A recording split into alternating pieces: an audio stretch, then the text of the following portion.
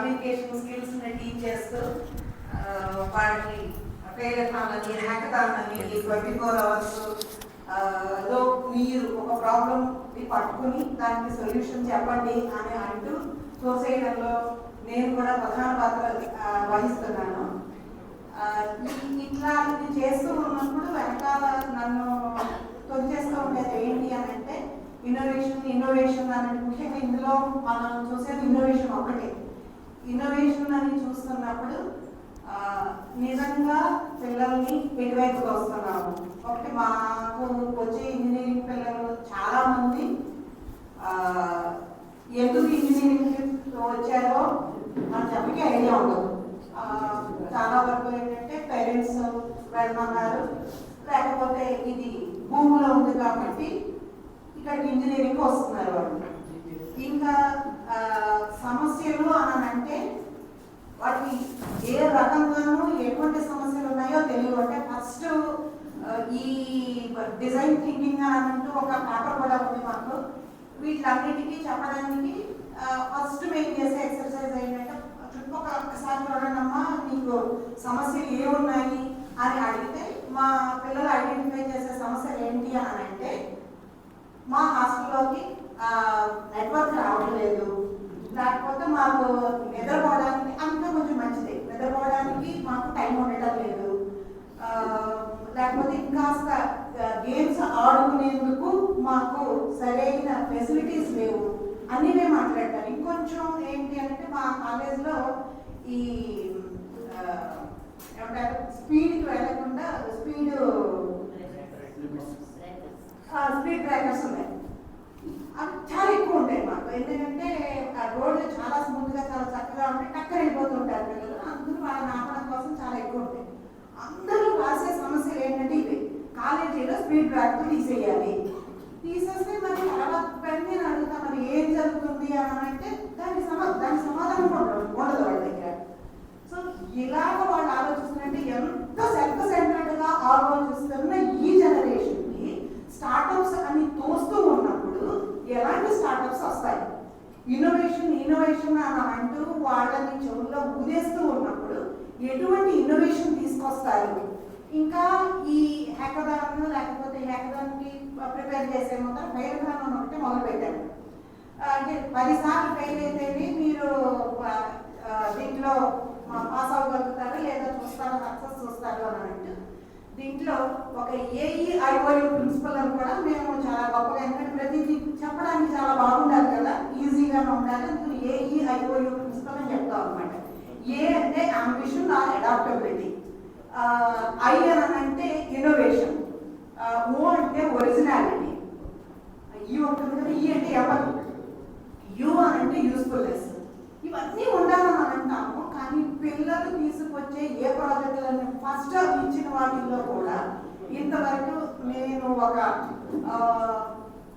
3 hackathons, first year వాళ్ళకి hackathon అంటాము, second year నుంచి హ్యాకథాన్లో వాళ్ళు వెళ్ళిపోతారు. ఒక్కసారి ఒక్క యూస్ఫుల్ ఐడియా వచ్చినట్టుగా కూడా ఇంతవరకు కనిపించలేదు.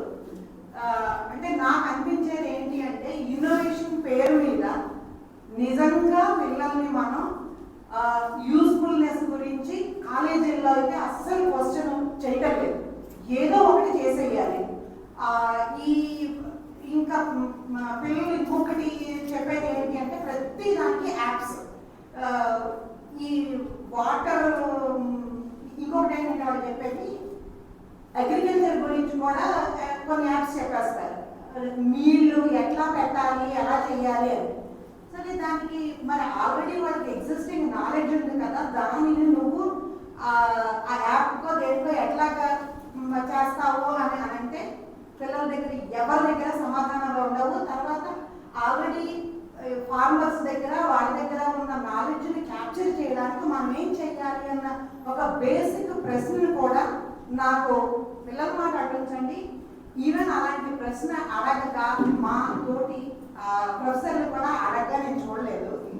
సో అంటే నిన్న రోహిత్తో మాట్లాడుతున్నప్పుడు ఈ స్టార్ట్అప్ చాలా వరకు ఫెయిల్యూర్ అని ఒక మాట అన్నాడు. దాని గురించి ఆలోచిస్తున్నప్పుడు ఎందుకు అంత ఫెయిల్యూర్ అవుతున్నాయి అని అంటే నాకు ఈ వీటికి స్టార్టప్స్కి బేస్ అయిన ఈ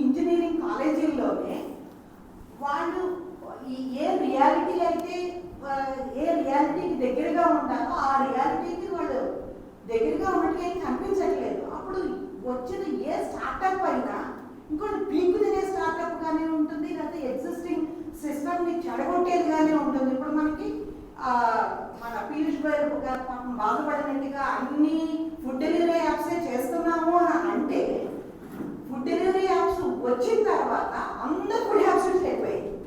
సో ఈ ఇన్నోవేషన్ వల్ల అంటే ఇట్లాంటి సోకాల్డ్ ఇన్నోవేషన్ వల్ల ప్రతిదీ నష్టమే జరుగుతుంది, కానీ ఏ రకంగానూ ఫండమెంటల్ గా మార్పులు రావటం లేదు అనేది నాకు తాను అన్న ఒక మాటతో అనిపించింది. ఎందుకు ఫెయిల్ అయిపోతున్నాయి అని అంటే, ఎంత క్యాపిటలిస్ట్ దాంట్లో అయినా సరే ఫైనల్ గా మనుషులకి ఏదో ఒక రకంగా ఒక సేఫ్ ఎన్వైరన్మెంట్, ఒక సేఫ్ రిజల్ట్ రాకపోతే కనుక డెఫినెట్ గా ఫెయిల్ అయిపోతాయి. సో దీనికి ఏం చేయాలి అంటే పిల్లల్లో ముఖ్యంగా నా వరకు నాకు ఇది ఇంజనీరింగ్ కాలేజీల్లోనే బాగా అవగాహన తీసుకురావాలి. సో నిన్న మాట్లాడటం రోహిత్తో నేను అన్నాను, ఏదో ఒక రకంగా మనం కొంచెం దీన్ని టైలర్ మేడ్గా చేసి పిల్లలకి ఏది ఇన్నోవేషన్, దానికి లిమిటేషన్స్ ఏంటి, ఏం చెయ్యాలి అనేది, అంటే టైలర్ మేడ్ అని ఎందుకన్నాను అని అంటే పూర్తిగా ఎన్వైరన్మెంట్ ఇది అంటే ఇంజనీరింగ్ కాలేజీలో మనకు రానివ్వదు. సో వాళ్ళకి మీ ఇన్నోవేషన్ పెరగడానికి మనం ఏం చేయాలి అనేది ఏమన్నా ఒక మెయిన్ ఎజెండాగా పెట్టుకుని దీనిని ఒక అంటే అన్ని కాలేజీల్లోనూ తిరిగే ఒక ప్రెజెంటేషన్గా చేస్తే బాగుంటుందని నాకు అనిపిస్తుంది. So I think Rohit and the team can do this. So now I hand over this to Rohit. Thank you అండి. స్మాల్ థింగ్, కానీ నాకైతే అంత అవగాహన లేదు ఎంత చేయగలిగే ఇంజనీరింగ్ కాలేజ్లో. నేను మెకానికల్ ఇంజనీరింగ్ చదివాను. మెకానికల్ ఇంజనీరింగ్ బేసిక్స్ కూడా నాకు ఇప్పటికీ తెలియవు. సో ఇదంతా టెక్నాలజీ ఇదంతా. సో నేను ఈ మధ్య కొంచెం వీటి గురించి తెలుసుకోవడం మొదలెట్టాను. ఒక 3 ఏళ్ల క్రితం అదాని మీద హిండెన్బర్గ్ రిపోర్ట్ వచ్చాక ఫైనాన్స్ మీద నా ఇంట్రెస్ట్ మళ్ళీ డెవలప్ అయింది. అంతకుముందు ఉండే తక్కువైంది, మళ్ళీ డెవలప్ అయింది. సో అప్పటి నుంచి కొంచెం I started following this thing, అంటే స్టార్టప్ కానీ ఎకానమీ కానీ ఇదంతా. సో నాకు ఈ మధ్యకాలంలో నేను నేర్చుకుందని చెప్తాను, దయచేసి మీరు ప్రశ్న అడగండి. సో నాకు కూడా తెలీదు. సో ఇప్పుడు మనం అంకుర సంస్థలు స్టార్టప్ అంటున్నాం. ఆ స్టార్టప్ అంటే ఏంటి? దానికన్నా ముందు ఇంకో ఎగ్జాంపుల్. ఇప్పుడు ఎవరైనా ఒకటి తయారు చేశారంటే దాన్ని ఎంతో కొంత లాభం కమ్మితేనే వాళ్ళు పెట్టిన పెట్టుబడికి కాస్త ఎక్కువ లాభం వచ్చి వాళ్ళకు ఒక లాభం అనేది వస్తుంది. ఇందాక వల్లి గారు అన్నట్టు ఫుడ్ ఆర్డరింగ్ తీసుకుందాం. మనం రెస్టారెంట్లోకి వెళ్ళి తినేదానికన్నా మనం జొమాటో స్విగ్గీలో పెట్టేది రేట్ ఎందుకు తక్కువ ఉంది?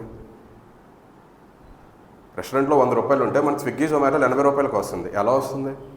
రెస్టారెంట్ వాడు నష్టం భరిస్తున్నాడా, మధ్యలో జొమాటో వాడు నష్టం భరిస్తున్నాడా, ఎవడు నష్టం భరిస్తున్నాడు? మనకంత తక్కువకి ఎలా వస్తుంది? సిమిలర్లీ మొబిలిటీ టెక్ అంటారు, అంటే అంత ఎన్ని టెక్ పదాలు అనమాట, ఏం ఉండదు. మొబిలిటీ టెక్ అంటే ఆటోలు క్యాబ్లు అంతే. ఆటోలు క్యాబ్లు ఆన్లైన్లో బుక్ చేసుకోవడం, దానికి ఫ్యాన్సీ పేర్లు పెడతారు ఇళ్ళన్నీ. ఎక్కడి నుంచి అక్కడికి వెళ్ళడానికి 100 రూపాయలు అయ్యేది మనకి ఊబర్, ఓలా, ర్యాపిడో లాంటి చోట్ల 50 రూపాయలకి ఎలా వస్తుంది? మూడో ఉదాహరణ, మనం అందరం యూపీఐ చేస్తాం. ఎంత చేసినా మనం 1 పైసా కట్టాం. ఫ్రీగా మనం డబ్బులు ఎలా ట్రాన్స్ఫర్ చేస్తున్నాం వేరే వాళ్ళకి? దాని వెనకాల చాలా ఆర్కిటెక్చర్ ఉంటుంది, చాలామంది పని చేయాలి. మరి ఏమి డబ్బులు లేకుండా మనం ఎలా ఫ్రీగా సెకండ్లో డబ్బులు ట్రాన్స్ఫర్ చేసుకుంటున్నాం ఒకరి నుంచి ఒకరికి?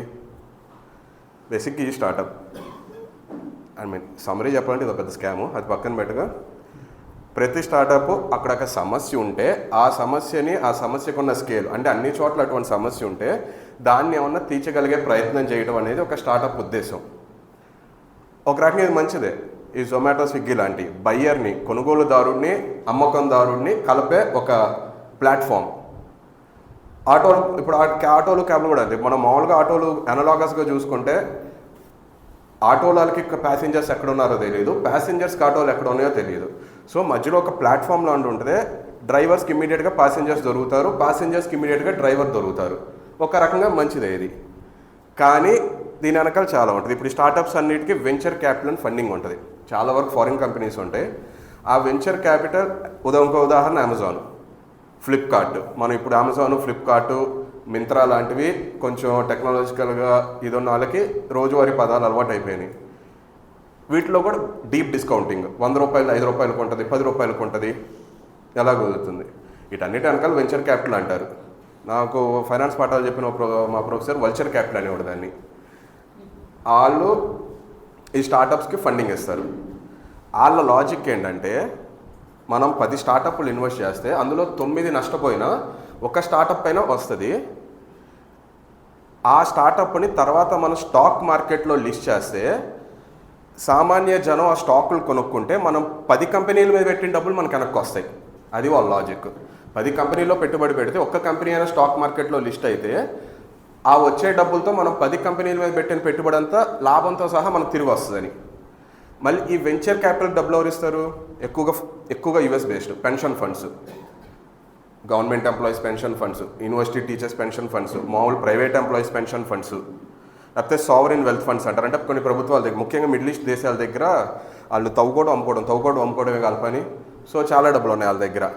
అవి వేరు చోట్ల పెట్టుబడులు పెడతా ఉంటారు. ఇప్పుడు యాక్చువల్గా మనకి 2004 తర్వాత నుంచి ప్రభుత్వ ఉద్యోగాలు చేసిన వాళ్ళకి కూడా ఇప్పుడు ఇదే ప్రాసెస్ ఉంది. పెన్షన్ లేదు కదా వాళ్ళకి, ఓల్డ్ పెన్షన్ స్కీమ్ లేదు కదా, న్యూ పెన్షన్ స్కీమ్. మనం ఆఫ్ చేసుకుంటే కనుక అందులో కొంత డబ్బు ప్రభుత్వం తీసుకెళ్ళి వేరే చోట్ల పెట్టుబడి పెడి ఎంతో కొంత రిటర్న్ ఇస్తుంది. న్యూ పెన్షన్ స్కీమ్ మన ఇండియాలో కూడా బాగుంది. న్యూ పెన్షన్ స్కీమ్ 2004 తర్వాత నుంచి అది భారీ స్థాయిలో ఉండేది వెంచర్ క్యాపిటల్. ఇప్పుడు దీనికి మనకేంటి సంబంధం? ఇప్పుడు హక్కులకేను దీనికి ఏంటి సంబంధం? ఇప్పుడు ఈ డబ్బులు కావాలి. జొమాటో తీసుకుందాం, జొమాటో స్విగ్గీ తీసుకుందాం. 3 ఉదాహరణలు చెప్తాను: జొమాటో, స్విగ్గీ, ఓలా, ఉబర్, ర్యాపిడో. ఇంకో చిన్న విషయం చెప్తా, ఈ ఏమీ మన ఇండియా ఇన్నోవేషన్ కాదు, మొత్తం అమెరికా కంపెనీలు copy, full copy. Uber American company, దాని కాపీ కొట్టి ఇక్కడ ఓలా ర్యాపిడో పెట్టారు. ఉబర్ ఈట్స్, ఫుడ్ పాండా ఉండే యూఎస్లో, దాని కాపీ కొట్టి జొమాటో స్విగ్గీ పెట్టారు. Full copy. అది జీరో ఇన్నోవేషన్. ఇక్కడ మన దగ్గర మొత్తం ఏంటంటే, అంటే ఈ పదం చెప్పొచ్చో లేదో కౌంటర్లో వ్యవహారం ఉందంతా. ఇక్కడ కొని ఇక్కడ అమ్మటం, ఇక్కడ రూపాయికి కొని రూపాయి పావులాకి అమ్మి పావులని జేబులో వేసుకోవడం. అంతేగాని మనం కొత్తగా కనిపెడదాం. ఇప్పుడు మీరంతా చూస్తే కనుక స్టార్టప్ ఫౌండర్స్ చాలామంది కూడా ఒక మెర్కంటైల్ కాస్ట్ నుంచి వచ్చిన వాళ్ళు ఉంటారు చాలామంది. వాళ్ళ పేర్ల పక్కన అన్ని అగర్వాళ్ళు, గుప్తాలు ఇవే ఉంటాయి. మహేశ్వరీలు, అగర్వాళ్ళు, గుప్తాలు ఇవే ఉంటాయి వాళ్ళ పేరు పక్కన. అంతా కూడా నార్త్ ఇండియన్ బనియా కులాలు ఇవి. నరాల్లో ఇంకిపోయింది ట్రేడ్ అనేది.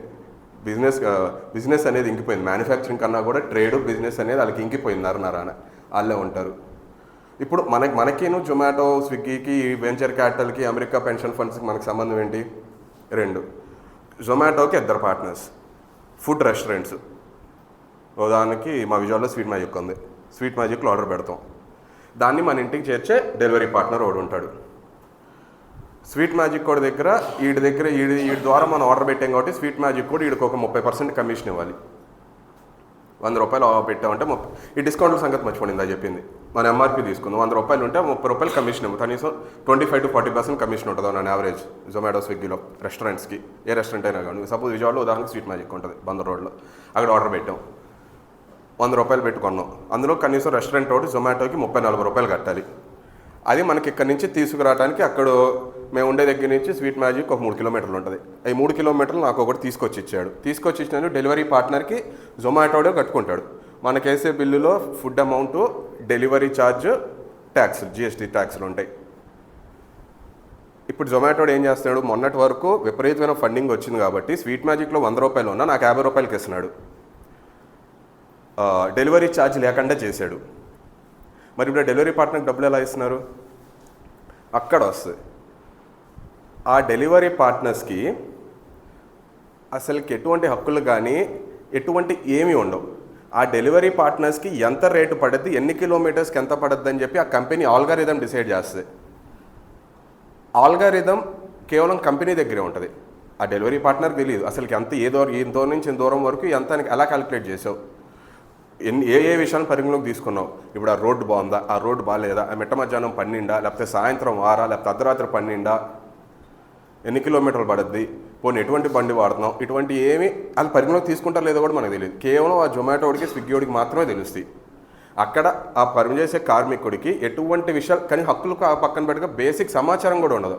మామూలుగా మనకు అవగాహన ఉన్న ప్రకారం ఒక ఇండస్ట్రీలో మనం ఇక్కడ పనిచేస్తే మన పైన సూపర్వైజర్ ఉంటాడు, సూపర్వైజర్ పక్కన ఎండీ ఉంటాడు, మనకు ఒక డైరెక్ట్ కాంటాక్ట్ ఉంటుంది. ఈ జొమాటో, స్విగ్గీలకి గుర్గాంలో ఆఫీస్ ఉంటుంది, అంతే, ఇంకేమీ ఉండదు. వాళ్ళ దగ్గరికి వెళ్ళలేవు కూడా. వాళ్ళతో కాంటాక్ట్ అవడానికి కూడా నీకు కుదరదు. అసలు నువ్వు కనీసం వెళ్ళి నలుగురు కూడా ఆడి ముందు ధర్నా చేద్దాం అంటే కూడా కుదరదు. ఎందుకంటే ఆడికి ఆఫీస్ గుర్గావ్లో ఒక రూమ్లోనో 2 రూమ్లోనో ఆఫీస్ ఉంటుంది, కార్పొరేట్ ఆఫీసు. అంతకుమించి ఆడికి ఏమీ ఉండవు. మన బాస్ ఎవడో కూడా తెలియదు. దీపేందర్ గోయల్ అనేవాడు ఎవడో కూడా ఇక్కడ మా ఇంటికి జొమాటోలో ఆర్డర్ చేసేవాడు తెలియదు వాళ్ళకి. దీపేందర్ గోయల్ అనేవాడు Zomato owner, Zomato Blinkit owner కూడా ఎవరికి తెలియదు. ప్లస్ ఇదొక విషయం. రెండో విషయం, వీటన్నిటికీ అసలుకి ఎంత ఇస్తున్నారు? వాళ్ళకు ఒక మినిమం వేజ్ అనేది ఉండదు. కనీస వేతనం అనేది మన చట్టంలో కూడా ఒక భాగం. ఇక్కడ కనీస వేతనం ఉండదు. ఇటుక బట్టీలు 100 ఇటుకలకి 100 రూపాయలు అని ఇస్తారు. అలాంటిది నువ్వు ఈ డెలివరీలు చేస్తే ఎంత ఇస్తాను అంటే దీనికే ఓ పదం వాడుతున్నారు, టెక్నో ఫ్యూడలిజం. ఇది ఫ్యూడలిజం బేసిక్గా. ఇది పెట్టుబడిదారి వ్యవస్థ కూడా కాదు, ఫ్యూడలిజం, పక్కా ఫ్యూడలిజం ఇది. కాకపోతే టెక్నాలజీ ద్వారా అమలు చేస్తున్న ఫ్యూడలిజం ఇది. అడిగిన 4 డెలివరీలు చేస్తే 4 × 15 రూపాయలు 60 రూపాయలు అంతే. ఒక ఫ్లోర్ మినిమం వేజ్ ఉండదు. మిగతా ఎటువంటి బెనిఫిట్స్ ఉండవు. ఓ పిఎఫ్ వాట్ ఎవర్ అవి ఏమీ ఉండవు. కేవలం నువ్వు ఇచ్చేసి గిగ్ వర్కర్స్ అంటారు వీళ్ళని. మన భారతదేశంలో గిగ్ వర్కర్ల సంఖ్య 1 కోటి.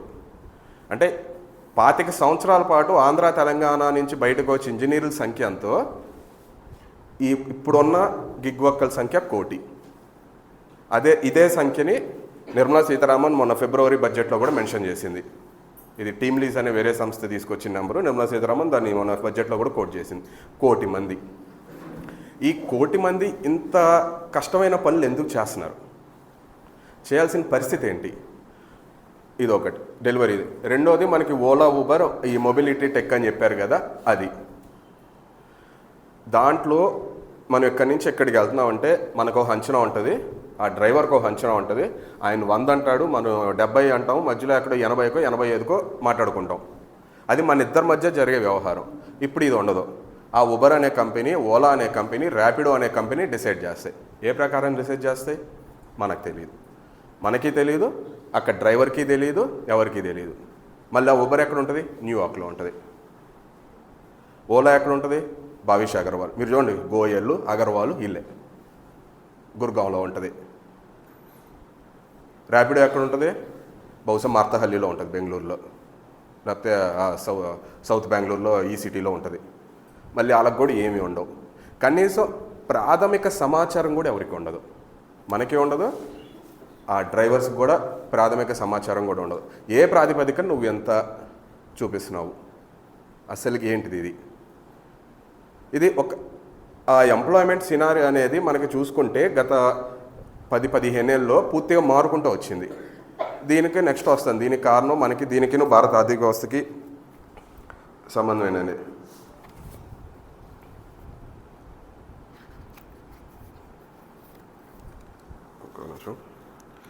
ఇప్పుడు ఇది ఒక జస్ట్ యాపే కదా, అది ఎవరైనా తయారు చేయొచ్చు. మన దగ్గర సంవత్సరానికి 4 లక్షల ఇంజనీర్లు వస్తున్నారు మన ఆంధ్ర తెలంగాణలో అన్ని కాలేజీలో. ఈ మాత్రం యాప్ మనం తయారు చేయలేమా? ఒక ఉబర్ చేసిన యాప్, ఒక ఓలా చేసిన యాప్, జొమాటో చేసిన యాప్ మనం తయారు చేయలేమా? మనం ఎంతకాలం పోరాడతాం. ప్లస్ వీళ్ళకి కార్మిక సంఘాలు కుదరదు, లాజిస్టికల్గా కుదరదు, టెక్నికల్గా కుదరదు. ఎందుకంటే వీళ్ళు పొద్దున్నే పూట జొమాటో చేస్తారు, సాయంత్రం ఉబర్ చేస్తారు, నైట్ పూట ఈవినింగ్ కాలేజ్కి వెళ్ళి చదువుకోవచ్చు, అది పొద్దున్నే కాలేజ్కి వెళ్ళి సాయంత్రం ఇది చేయొచ్చు. నీకు ఒక చోట పని చేసినప్పుడు ఒక కార్మిక సంఘం పెట్టడానికి కుదురుద్ది. కానీ వీళ్ళు 10 రోజులు చేస్తారు, తర్వాత మానేస్తారు. 20 రోజులు చేస్తారు, తర్వాత మానేస్తారు. లేకపోతే కొన్ని గంటలు చేస్తారు, రోజులో మానేస్తారు. సో దీనికి ఇబ్బందులు ఉన్నాయి కార్మిక సంఘం పెట్టలేకపోవడానికి. కానీ కొన్ని కార్మిక సంఘాలు ఉన్నాయి, చెప్తాను. అనేది పర్టికులర్గా ఓలా ఉబర్కి సంబంధించి హైదరాబాద్లో అయితే చాలా మంచి ప్రయత్నం జరుగుతుంది దానికి సంబంధించి. బెంగళూరులో నిన్న శివనాథరావు గారు ఒక క్వశ్చన్ వేశారు, మనం ఎంతసేపు విమర్శిస్తూ ఉంటామా, ఒక ఆల్టర్నేటివ్ చెప్పలేమని. దీనికి సంబంధించి ఆల్టర్నేటివ్ బెంగళూరులో ఒకటి జరిగింది సార్. ఈ ఓలా ఉబర్కి మల్టీనేషనల్ కంపెనీలకు ఆల్టర్నేటివ్ అక్కడ ఆటో డ్రైవర్లు ఏం చేశారు అనేది. కార్మిక సంఘం పెట్టడం కూడా కుదరదు. మరి ఇప్పుడు ఏం చేయాలి? వాళ్ళ హక్కులకి ఏంటి? ఇప్పుడు వీళ్ళు జీవితం అంతా ఇలా డెలివరీలు చేసుకుంటానే ఉండాలా? పోనీ ఒకవేళ డెలివరీ చేసుకున్న డిగ్నిటీ ఆఫ్ లేబర్ అనుకున్నా కనీసం హక్కులు ఉండవా? మినిమం కనీస వేతనాలు ఉండవా? మిగతా సౌకర్యాలు ఉండవా? వాళ్ళు రోజంతా ఎండల్లోనూ పడి తిరుగుతూనే ఉంటారు. వాళ్ళు నీళ్ళు ఎక్కడ తాగుతారు? వాళ్ళు ఏమన్నా టాయిలెట్కి వెళ్ళాలంటే ఎక్కడికి వెళ్తారు? పోనీ కనీసం ఎంత ఎండ ఉంది కదా, ఎక్కడ ఉందంటే ఎక్కడ ఉంటారు? అసలుకి వాళ్ళకి ఏమి ఉండవు, ఎందుకంటే వాళ్ళకి ఆఫీస్లో ఉండవు, వాళ్ళకి ఒక రెస్ట్ రూమ్స్ లాంటివి ఏమి ఉండవు. వీటివన్నిటి గురించి ఎవరు మాట్లాడతారు?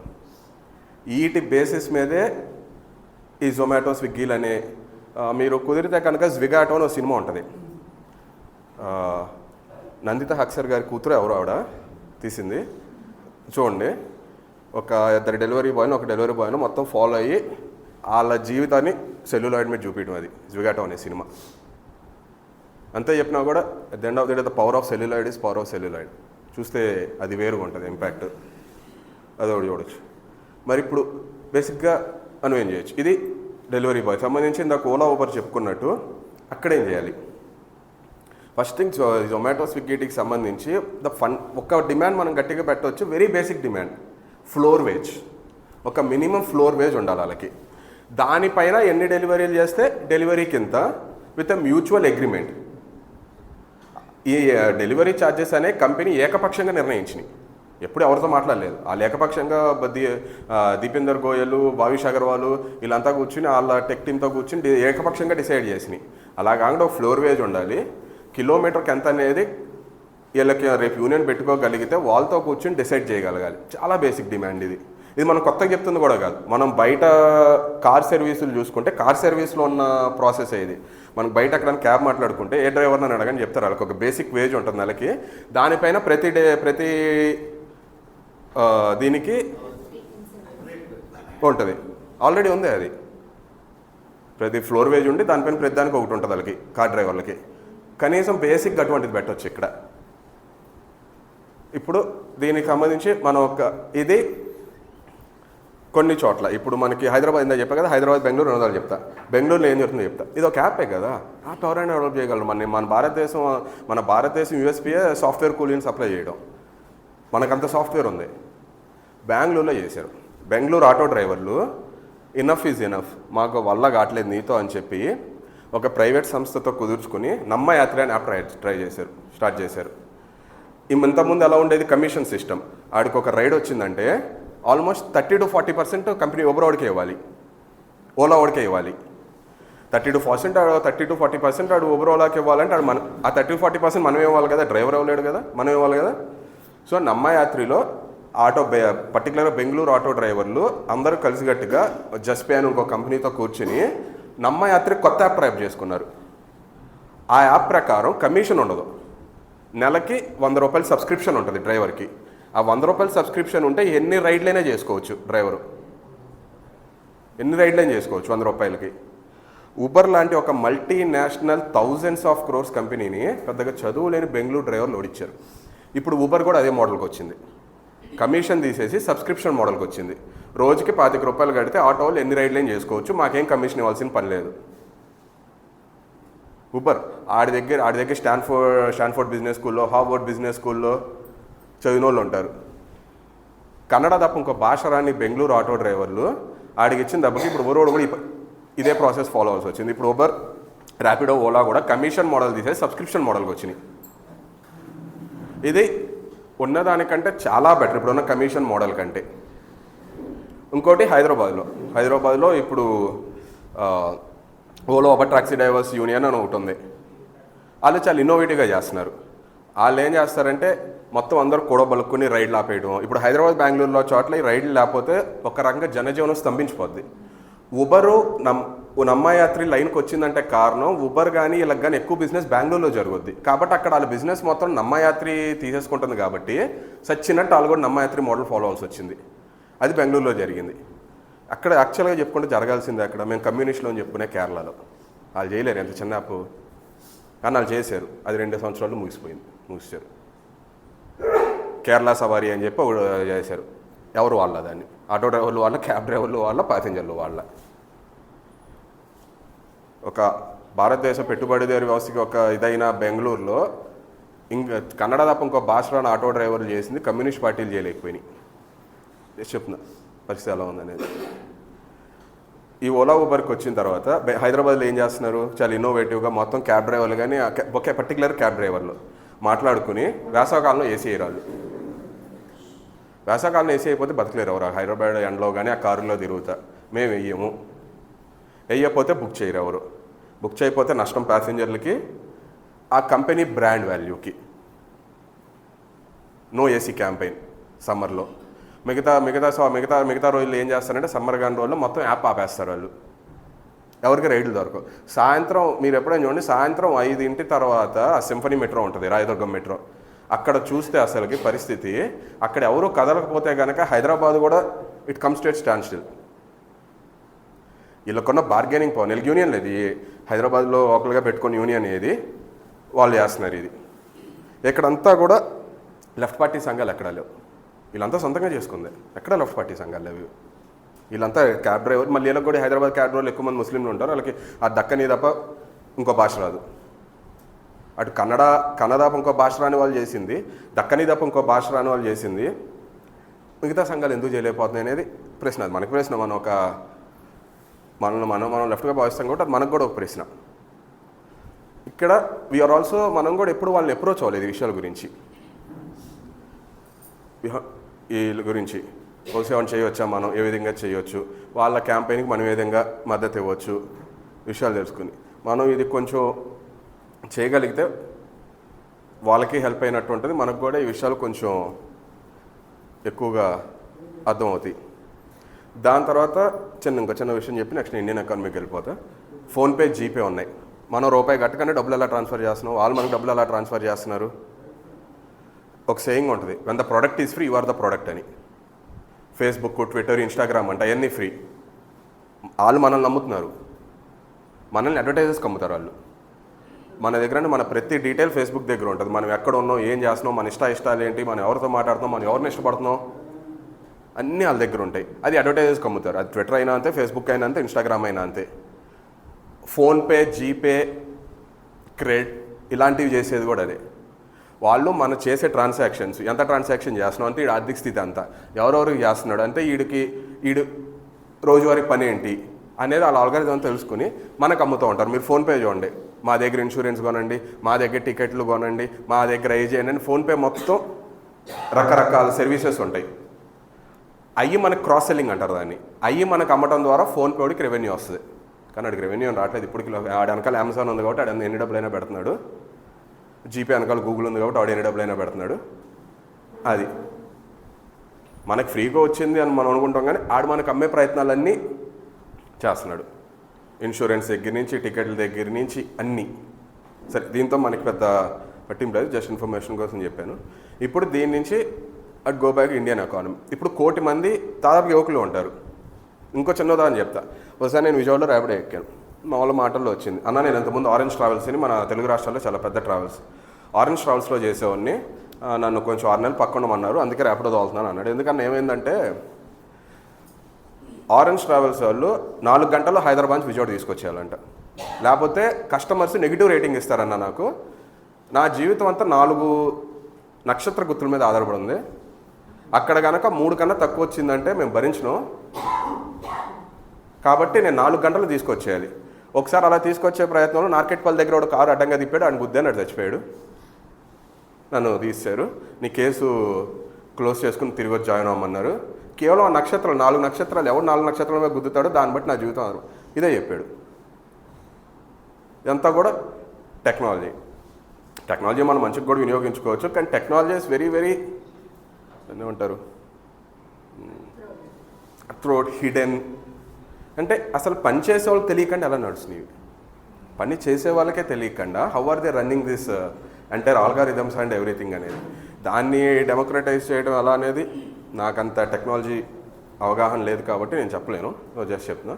Then linking it to the Indian economy. 1 కోటి మంది యువకులే, చాలా వరకు యువకులు ఉంటారు, ఎక్కువ మంది యువకులు, కొంతమంది యువకులు ఉంటారు. 1 కోటి మంది ఎందుకు చేయాల్సి వస్తుంది ఈ పనులు చేయకూడదని కాదు, కానీ వయసులో ఉన్న వాళ్ళందరూ ఫ్యాక్టరీలోనో ఇంకెక్కడో లేకుండా ఈ పనులు ఎంతో చేస్తున్నారు. అక్కడ మన భారతదేశం ఎకానమీ గురించి వస్తుంది.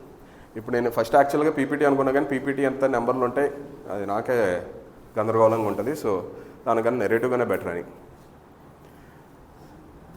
2004 నుంచి 2008 వరకు ఒక రకమైన బాగానే నడిచింది భారతదేశం ఎకానమీ. కానీ దానికన్నా ముందుకెళ్తే మనకు ఫస్ట్ చారిత్రకంగా కూడా భారతదేశ ఎకానమీ మీద విమర్శ. ఈ విమర్శ మళ్ళీ నేను లెఫ్ట్ వాళ్ళ విమర్శ నుంచి చెప్పట్లా, ప్రభుత్వ అనుకూలంగా ఉన్న ఎకానమిస్టులే కానీ లేకపోతే పెట్టుబడిదారీ వ్యవస్థను సంబంధించి ఎకానమిస్టుల నుంచే తీసుకుంటున్నా ఈ విమర్శని. మనం ఎప్పుడు మాస్ ఎకానమీ మీద ఫోకస్ చేయాలి. అంటే ఇప్పుడు చైనాలా ఈరోజు మనం ఏది వాడినా చైనాదే ఉంది. మన దగ్గర ఇంత స్కిల్ ఇంత మ్యాన్ పవర్ ఉండే మనం ఎందుకు చేయలేకపోయాం? అంటే మనం చైనా స్థాయిలో అభివృద్ధి చెందాలి. ఎందుకంటే అదొక నియంత్రిత దేశం, అక్కడ ఎవరికి హక్కులు ఉండవు, ప్రభుత్వం చెప్పిందే వేదం, కమ్యూనిస్ట్ పార్టీ ఆఫ్ సిపిసి వాళ్ళు చెప్పిందే వేదం. మన దగ్గర అలాగవద్దు, మన ప్రజాస్వామ్య దేశం, మనకి ప్రజాస్వామ్యం అన్నాక చాలా ఆటుపోట్లు అన్నీ ఉంటాయి. కానీ చైనాలో ఒక స్థాయికి కూడా మనం ఎందుకు వెళ్ళలేకపోయామనేది ఒక ప్రశ్న. మన దగ్గర ఎంత ఉండి మన దగ్గర ఎంత స్కిల్ ఉండి ఎంత మ్యాన్ పవర్ ఉండి మొత్తం మన చైనాకే ఎందుకు గ్రౌండ్ సీడ్ చేసాం?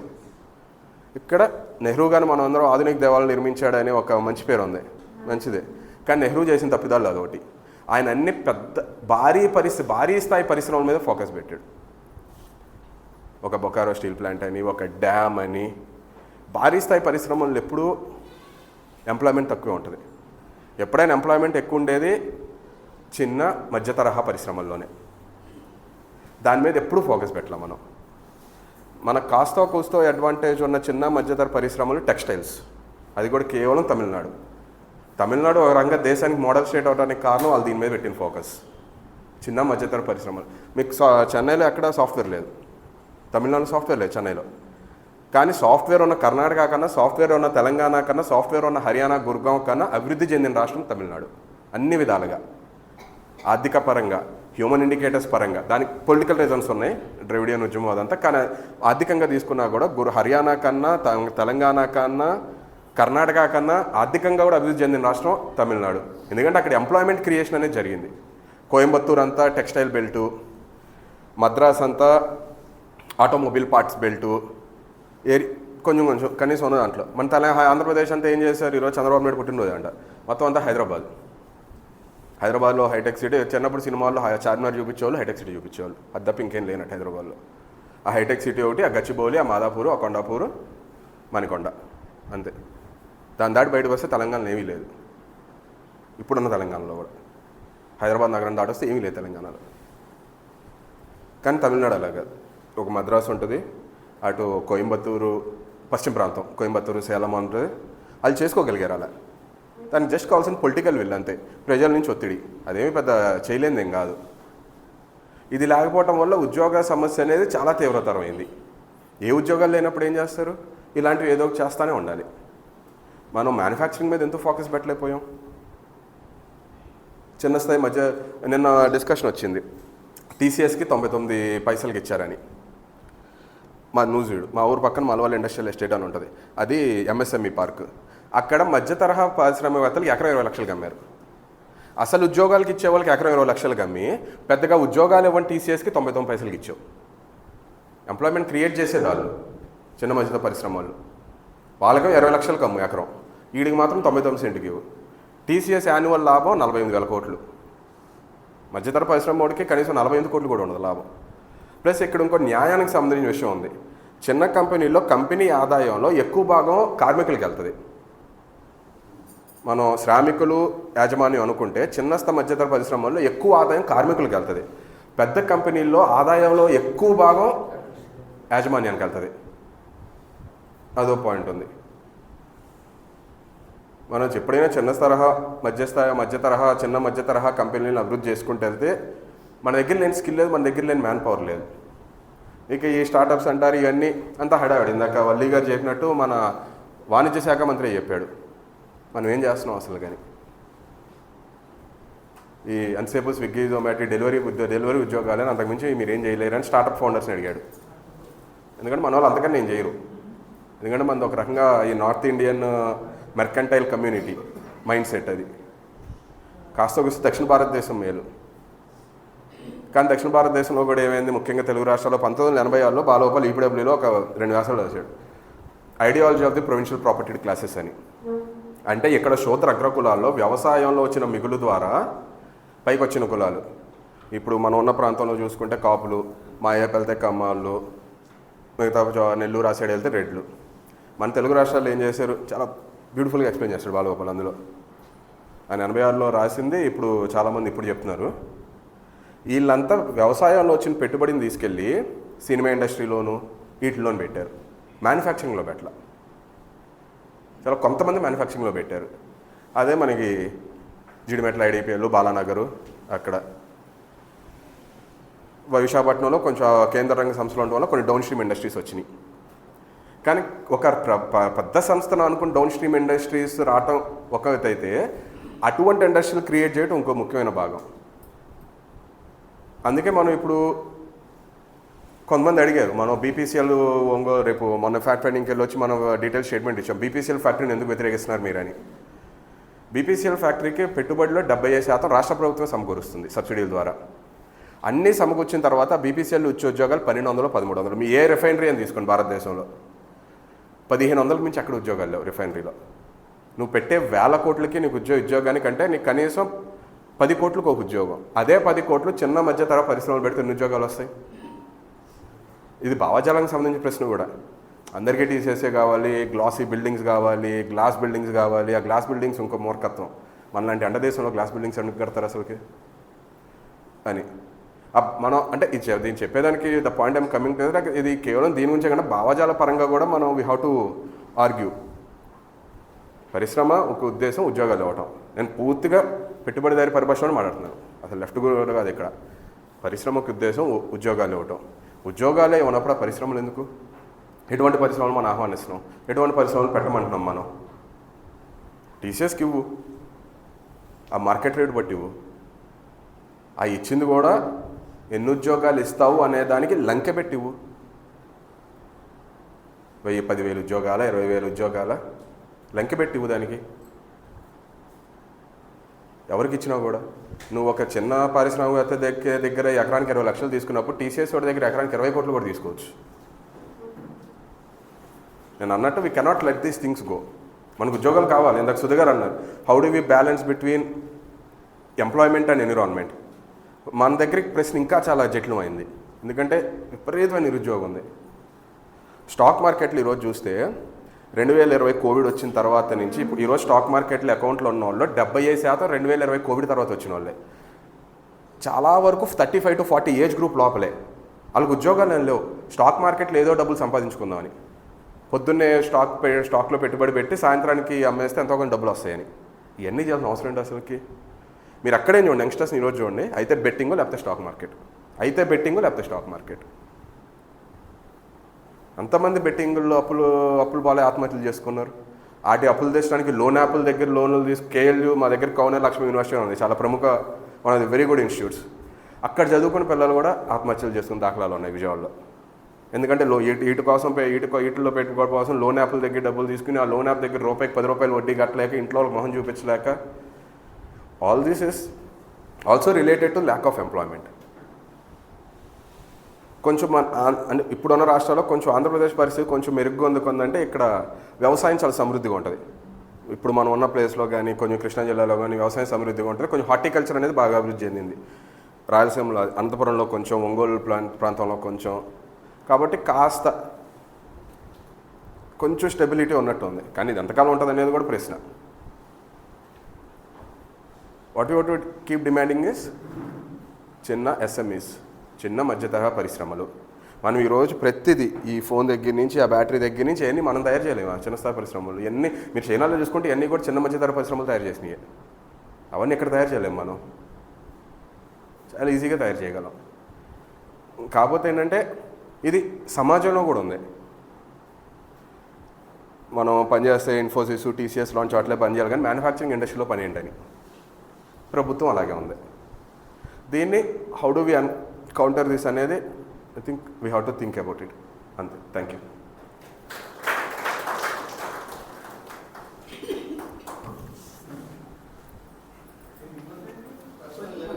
అది చెప్పాను కదా, ప్రశ్న నాకు తెలియదు ఏమి. ప్రశ్న అడిగితే కష్టం, నాకేం తెలీదు. అందుకే ముందే చెప్పాను, నేనే సగం తెలుసుకొచ్చి ఇక్కడ చెప్తున్నాను.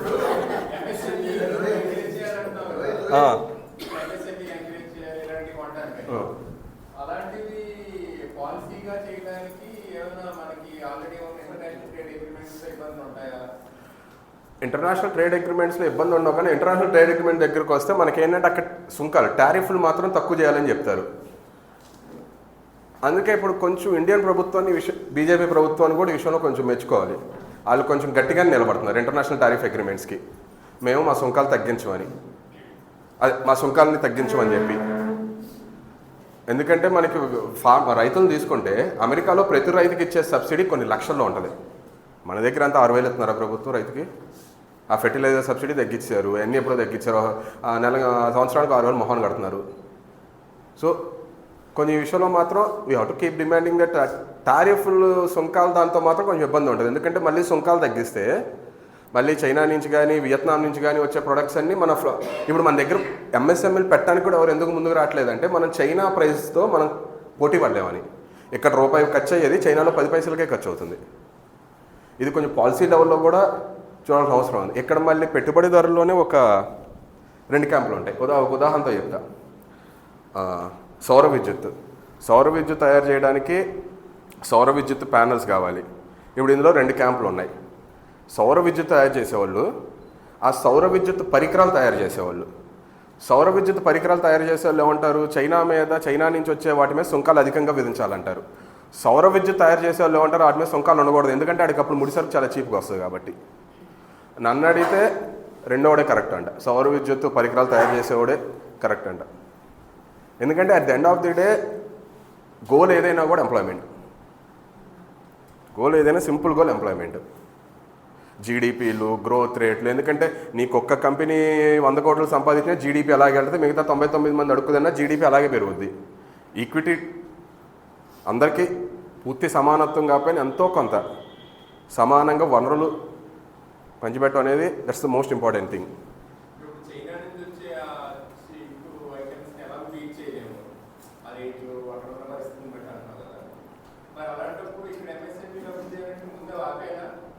ఆపేయాలని మనం చెప్పం, కానీ మనకు కొన్ని కంపారిటివ్ అడ్వాంటేజెస్ ఉంటాయి కదా. ఇప్పుడు మన చైనాలో తయారు చేయాలని చాలా మంది దగ్గర ఉంటాయి, అవి మనం తయారు చేసుకోవచ్చు, అటువంటి పరిశ్రమలు మనం పెట్టుకోవచ్చు.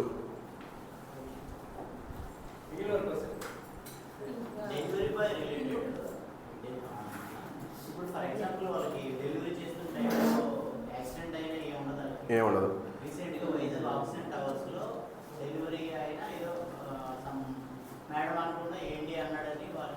బ్రో అన్నాడని చెప్పి వైజాగ్లో కొట్టారు కుర్రాన్ని. ఏం లేదు, ఈయన వెళ్ళి ఒక ప్రైవేట్ ఇండివిజువల్ లాగా కొట్టినోటి మీద కేసు పెట్టుకోవడం అంతే. వాళ్ళకి ఇన్సూరెన్స్ కూడా ఉండదు. మొన్న బడ్జెట్లో కేంద్ర ప్రభుత్వం ఏంటంటే అందరికీ, దేశంలో ఉన్న అందరికీ ఇన్సూరెన్స్ ఇచ్చినట్టు వీళ్ళకి కూడా ఇచ్చింది అంతే. కంపెనీ నుంచి ఏం ఉండదు, కంపెనీ సంబంధం లేదు వాళ్ళకి. ఎందుకంటే వీళ్ళు ఎంప్లాయీస్ కాదు, పార్ట్నర్స్. వాళ్ళ అఫీషియల్ టర్మ్ అధికారిక ఇది పార్ట్నర్స్, వాళ్ళకి ఏం ఉండదు.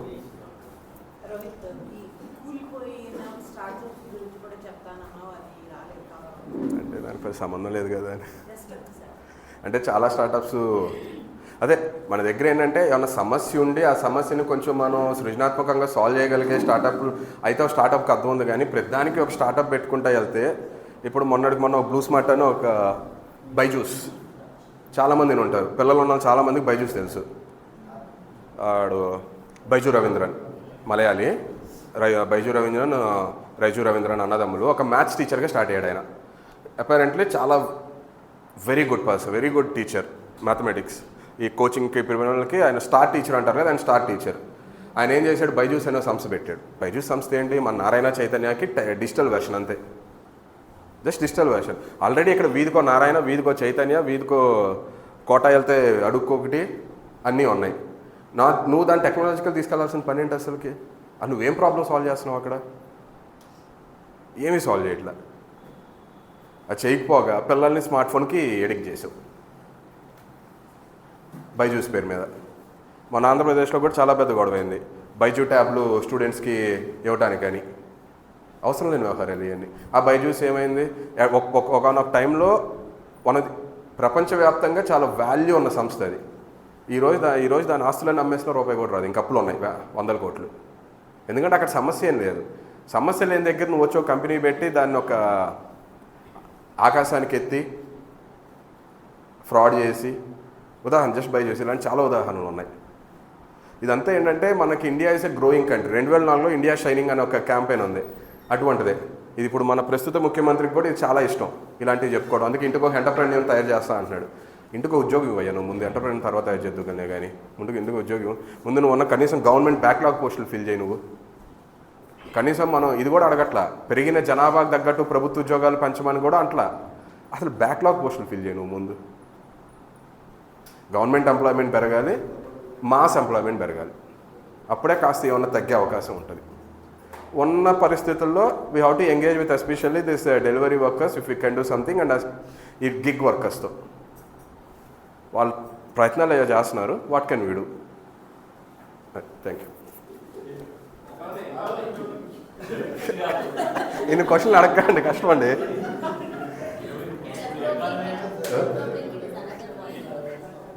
ఎకానమీ గురించి చర్చ వచ్చింది కాబట్టి మనకి 2047 ప్రచారం చేసుకుంటాం వికసిత్ భారత్ 2047 మనకి కూడా ఆంధ్రప్రదేశ్ గురించి ఆంధ్రప్రదేశ్ కూడా అదే అదే మనకి గతంలో 2020 కూడా ఇది తీసుకొచ్చారు అప్పుడు కొంత బాగా చర్చ జరిగింది అవునండి మనకి సెంట్రల్ యూనివర్సిటీ ప్రొఫెసర్ డిఎన్ఆర్ గారు పుస్తకం కూడా తీసుకొచ్చి తెలుగులో అనువాదం చేసి బాగా ప్రచారం చేశారు అట్లాంటి అంటే ఒక ప్రయత్నం చేస్తే బాగుంటుంది ప్రయత్నం చేస్తే బాగుంటుంది అదే అండి ఇప్పుడు ఏంటంటే దాని మీదే విజన్ విధ్వంసం అని బాలగోపాల్ రైటింగ్స్ అని వేసాం తెలుగులో అంటే ఒక రకంగా కొంచెం మన పని కూడా ఎక్కడ తగ్గిందని ఇది ఒక ఉదాహరణ 2020 అని చేసినప్పుడు మెకిన్సే కంపెనీ చేసింది వాళ్ళ విజన్ 2020 అనే డాక్యుమెంట్ని బయట కూడా పెట్టాలి బాలగోపాల్ ఎక్కడ రాస్తారు అది ఎవరో జర్నలిస్ట్కి ఎలాగోలా దొరబుచ్చుకుని బాలగోపాల్ కూడా కాపీ ఇచ్చి వెళ్ళారు ఈయన దీని గురించి మొత్తం చేస్తారు కదా అని వికసిత్ ఆంధ్రప్రదేశ్ 2047 డాక్యుమెంట్ వెబ్సైట్లోనే ఉంది పబ్లిక్గా అంతా అవైలబుల్గానే ఉంది అది అంటే మన వైపు నుంచి ఉన్న ల్యాకింగ్ ఇది అప్పుడు అంత కష్టతరమైన పరిస్థితుల్లో కూడా చేసింది ఇప్పుడు ఇంత ఈజీ అవైలబుల్ ఉన్నా కూడా మనం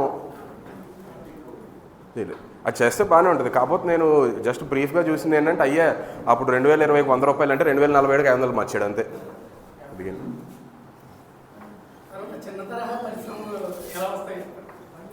అంటే పెట్టగల కూడా చాలామంది ఉంటారు ఇప్పుడు మనకి బ్యాంక్ లోన్స్ కానీ ఒక సపోర్ట్ సిస్టమ్ ఒక్కడు పొరపాటున పెట్టాలని ప్రపోజల్ వెళ్తే వాడు పడే పాటలు అంతా అయితే కాదు ఇవనే మన SC corporation BSc corporation loans అని విలేజ్కి 5 అది కూడా పార్టీ మనుషులకి 10 మంది వచ్చారు అది కూడా మళ్ళీ బ్యాంక్ మీద రిలీజ్ లెటర్ మళ్ళీ అసలు వచ్చే సమస్య లేదు ఈ సంవత్సరం జరగాలి దానికోసం అంటే అదే మన భారతదేశానికి ఉన్న సమస్య ప్రతి దాంట్లోనూ మనకి అడ్డంకులు ఉంటాయి మనం అది కొంచెం గట్టిగా తీసుకెళ్ళగలి కదా డిమాండ్ ఇప్పుడు ఆ మలవల్ ఇండస్ట్రియల్ పార్క్ లాంటి వాళ్ళకి 20 లక్షలకి ఎందుకు అమ్మావు టీసీఎస్ వాడికి 99 పైసలకి ఎందుకు ఇచ్చావు ఇలాంటి ఇండస్ట్రియల్ పార్కులు చిన్న పరిశ్రమలు ఇండస్ట్రియల్ పార్కులు అన్ని చోట్ల ఎందుకు పెట్టవు డిమాండ్ మనం పెట్టగలగాలి అది నువ్వు పెద్ద పరిశ్రమలకి బీపీసీఎల్కి టీసీఎస్ఎల్కి అమెజాన్లకి నువ్వు ఇచ్చే సబ్సిడీల కన్నా వాటికన్నా 10 రెట్లు 20 రెట్లు ఎక్కువ ఎంప్లాయ్మెంట్ క్రియేట్ చేస్తాయి డిమాండ్ పెట్టుకుంటే వెళ్తాం మనం ఇంకా థ్యాంక్ యూ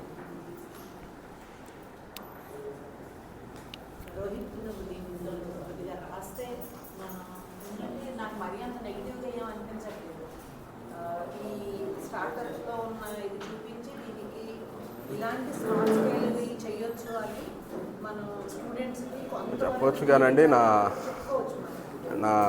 అండర్స్టాండింగ్ ఇంకా అంత ఇదిగా లేదు ఇంకా చాలా చూడాలి ఇవన్నీ జస్ట్ ఇప్పుడు నేను నేర్చుకుంటున్న దాంతో తీసుకొచ్చినాయి ఇదైతే బాగుంది కొంచెం ఒక 1 month ట్రై చేస్తే మనం చూస్తాను ట్రై చేస్తాను మనం మొదలు పెట్టచ్చు ట్రై చేస్తాను నేను అది అంటే నేను కూడా హెల్ప్ చేస్తాను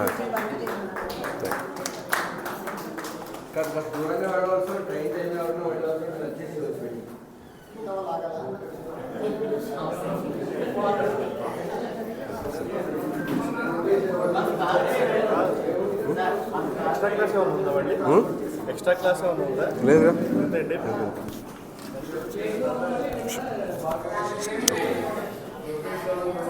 సూపర్ ఇక్కడ అనంతపురంలో చూశాను మిమ్మల్ని మీ నెంబర్ ఇవ్వండి ఒకసారి 9985 నేను Ravikumar Vizag steel plant employee 250 777 full name అండి మీది నేమ్ 0 ఇద్దండి ఓకే మిస్డ్ కాల్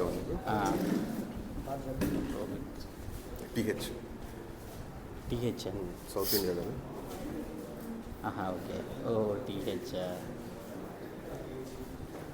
చైనాలో అది ఇప్పుడు సపోజ్ పుస్తకం తయారు చేస్తారనుకో వాళ్ళే కుటుంబంతో వచ్చి అమ్మేస్తారు. అమ్మడం కూడా ఎలాగంటే మేము వెళ్ళాం కదా, స్కార్ఫ్స్ ఇలా బళ్ళు మీద వెళ్ళినప్పుడు లేడీస్ కట్టుకుంటారు కదా, ఆ స్కార్ఫ్స్ ఉదాహరణ, ఆ స్కార్ఫ్స్ చేసే అమ్మాయి పెద్ద ఆవిడ 60 years ఉంటాయేమో, ఆవిడ పట్టుకొని వచ్చింది. ఇలాగ స్కార్ఫ్స్ అని వేసింది, ఓ 10 ఉన్నాయి. స్కార్ఫ్ ఎంత అంటే 100 రూపాయలు అన్నది. ఆ తర్వాత 50 రూపీస్కి 2 అన్నది. 50 రూపీస్ ఒకేసారి 50 రూపాయలు తగ్గించింది కదా అని ఒక 2 కొన్నారు. ఆ తర్వాత మళ్ళీ ఇంకో దగ్గరికి వెళ్ళింది, వాళ్ళు 50 రూపీస్కి 2 కొన్నారు. అక్కడ అడగండి అని మేము 4 ఇస్తే తీసుకుంటామంటే 4 ఇచ్చింది. అల్టిమేట్గా షీ షోల్డ్ 10 for 100 అంటే వాళ్ళ ఏంటది అలా 100 ఎన్స్కి ఇచ్చింది. 10 మేము కొన్నాం అంటే ఫస్ట్ 25 అని చెప్పింది 10 100 రూపాయలు చెప్పింది. అంటే ఒకటి 50 ఎన్ను కాస్త ఒకటి 10 ఎన్నుకి వచ్చింది.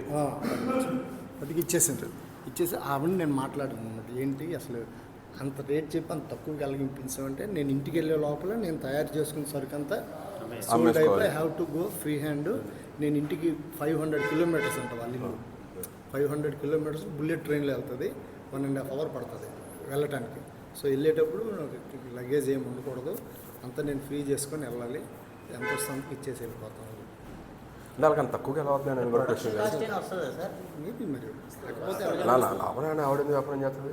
ఇప్పుడు అంటే 100కి 4 సాయంత్రం 10 అంటున్నారు. ఏంటంటే చాలా లీస్ట్ మార్జిన్తో వస్తారు. వాళ్ళ మైండ్ సెట్ కూడా ఏదో నీ దగ్గర నుంచి డబ్బులు దోచుకోవాలని కంటుంటా నా ప్రోడక్ట్ని నీకు ఇవ్వాలన్న మైండ్ సెట్తో వస్తారు వాళ్ళు. నా ప్రోడక్ట్ నేను సేల్ చేసుకొని వెళ్ళాలి, నేను జనాల నుంచి డబ్బులు సంపాదించుకొని వెళ్ళాలనే మైండ్ సెట్తో కాదు. ఆ మైండ్ సెట్ మనకి డెవలప్ అవడానికి చాలా సాంస్కృతిక విప్లవం కావాలి. సాంస్కృతిక విప్లవం కావాలి.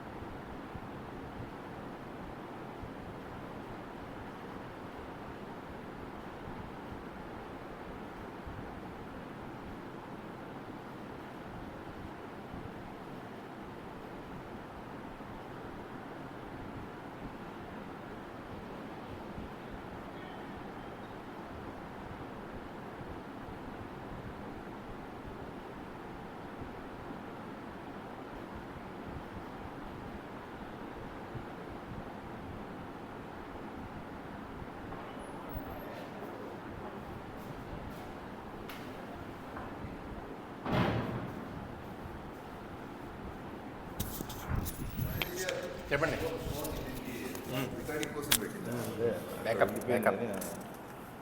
ఈ ఇప్పుడు మీరు మనకు వీడియో లేదు, ఓన్లీ ఆడియో. అవును, అది పంపే అవకాశం ఉందా? కొంచెం ఎడిట్ చేసండి పంపుతాను. ఓ ఫోటోలు పెట్టి మన రోహిత్ చేస్తా అన్నాడు, హైదరాబాద్ రోహిత్. మన దాంట్లో పెడతారా?